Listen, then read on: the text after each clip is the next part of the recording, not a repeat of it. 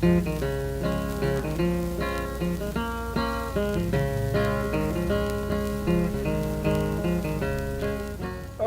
well, hello there.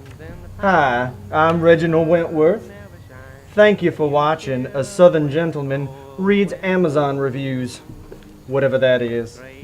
In the pine, where the sun never shines, there's a grave that's shaded with a pine. Well, hello there. We have another reading about these sugar-free gummy bears. This one's from Amy, from March 22nd, 2014. She writes, I've been through childbirth. I've been through an inflamed gallbladder. I've thrown gallstones that became lodged in tiny ducts, causing searing pain and requiring an ambulance transport. I've lived with IBD. I've been awake for an endoscopy. Each of these experiences made me think that this is the worst pain I'll ever endure. Wrong. During a long low-carb stint, I discovered sugar-free gummy bears. Score! I love gummy bears, and they are practically carb-free. I ripped the bag open and consumed the small bag. The whole entire bag. On the drive home, an hour later, I was sweating, had stomach cramps, and felt gassy. No big deal, I thought. I must have eaten too fast. It'll pass. I have IBD. This is nothing. Wrong again. You know Chewbacca? You know his distinctive gurgling, rumbling vocalizations? I couldn't believe these noises were coming from the center of my gut. I put my hands on my stomach and literally felt myself inflate with each sound. I looked in the mirror, and to my horror, I looked a good 8 months pregnant. The desire to ass vomit hadn't hit me yet, so I was assuming I had a good fart could relieve the pressure. But I couldn't push. My bowels were so inflated I couldn't contract the muscles to push out a fart. Now I started to worry, so I hopped online to see if there was anything I could do.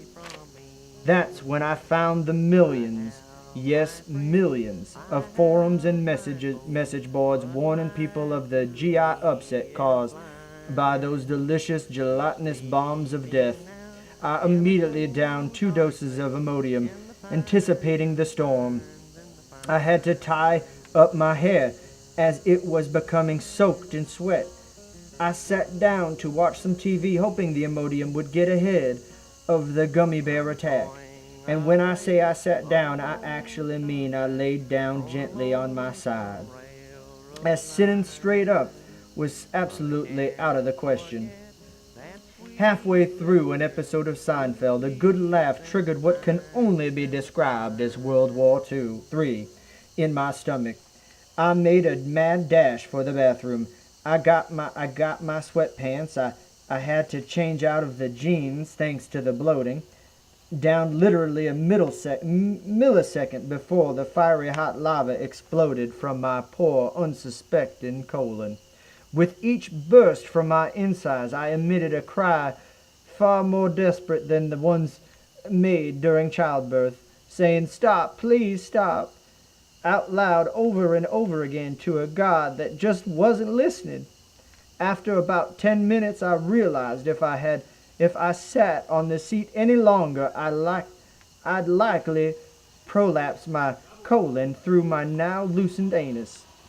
So I flushed, and then I flushed again, and then I wiped with a wet toilet paper. Then I patted it dry, and then flushed again, and I washed my hands and my face, replaced the eyeliner I had cried off, and went to sit back down on the couch. It was over. Wrong again. The second my butt hit the couch, I felt the fire in my colon flare up.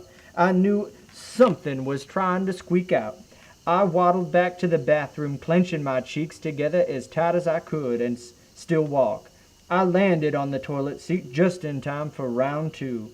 By now, my poor hole was on fire, and I knew I couldn't wipe it again. I went some toilet paper and patted the poor thing, then put some Vaseline on there. It burned, it stung, it was crying with me. So I decided to take a shower. I got to the upstairs bathroom and turned the shower on, then sat on the toilet for yet another purge. How much was in there? I finally managed to get in the shower and curled up on the floor of it to cry, then went on the rest of the night, all through the night, and well into the evening of the following day. Thank you, Haribo. Your gummy bears cleanse produced the quickest 9 pounds I'd ever lost. I haven't eaten gummy bears since, not even the regular sugar ones. Every time I see a bag of gummy bears in a store, I hear a grumble in my stomach and feel my sphincter tighten involuntarily. It has even turned me off of Russell Stover sugar-free chocolate candies. I don't think I'll ever eat sugar-free anything ever again. Thank you for your story, Amy. God bless you. We used to sit and tell of our love in the pines where the sun never shines.